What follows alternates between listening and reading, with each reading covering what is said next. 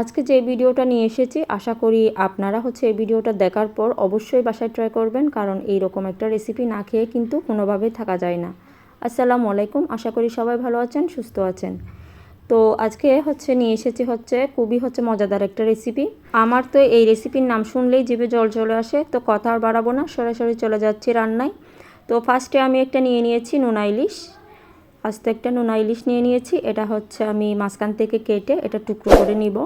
তো আজকে রান্নার জন্য আমার এখান থেকে 6 থেকে 7 পিস নিলেই হয়ে যাবে। তো আমি এটা পিসেস করে নিয়েছি, এইরকম করে করে আমি কেটে নিয়েছি। এই মাছগুলোতে কিন্তু প্রচুর লবণ থাকে, তো সেজন্য এগুলো ভালো করে ওয়াশ করে নিতে হবে। ফার্স্টে আমি গরম পানিটা দিয়ে দিচ্ছি। এখানে হালকা কুসুম গরম পানির থেকেও একটু বেশি গরম আছে। তো এই অবস্থায় পানিটা দিয়ে আমি সাথে সাথে এটা পরিষ্কার করে নিব। গরম পানি দেওয়ার কারণে কিন্তু আঁশটা ছাড়াতে বেশি সুবিধা হয় এবং লবণটা ভালো করে চলে যায়। তারপরও আমি ঠান্ডা পানি দিয়ে আরও 2 থেকে 3 বার ভালো করে ধুয়ে নিয়েছি। এখন চলে এসেছি সরাসরি রান্নায়। ফার্স্টে একটা চুলায় প্যান বসিয়ে দিয়েছি এবং দিয়ে দিচ্ছি সয়াবিন তেল।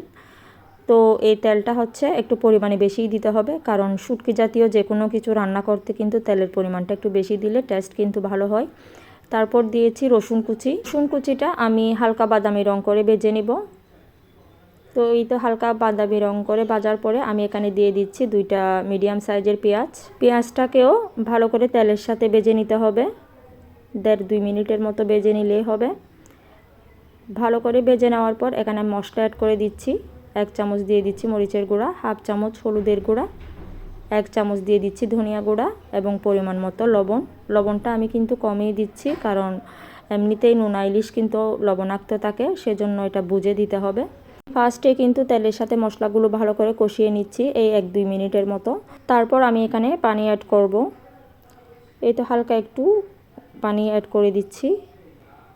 তারপর এটা আরও 2 থেকে 3 মিনিট কষিয়ে নিব। এভাবেই নেড়ে চেড়ে কষাতে হবে। এভাবেই কষাতে কষাতে মশলাগুলো থেকে কিন্তু তেল ছেড়ে দিয়েছে। তো এখন আমি শুটকিগুলো দিয়ে দিব।